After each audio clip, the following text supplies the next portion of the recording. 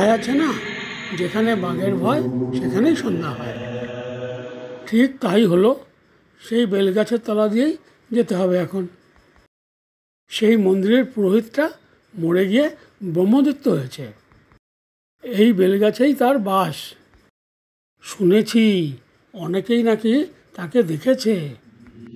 কি জানি কি হয় আজ। এই, কে যায় রে? ওরে বাবা, আমি। আমার চাল কলা এনেছিস?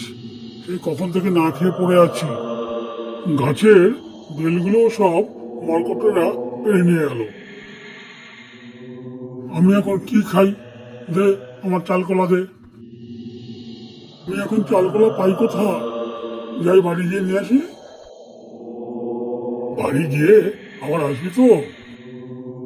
বলে তোকে যেতে দেবো, আর তা না হলে ঘাড় মুটকে দেবো। না না, এই যাবো আর আসবো। ঠিক আছে, দৌড়ে যাবি, দৌড়ে আসবি কিন্তু।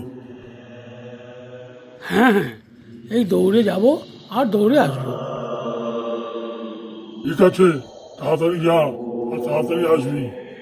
হ্যাঁ হ্যাঁ।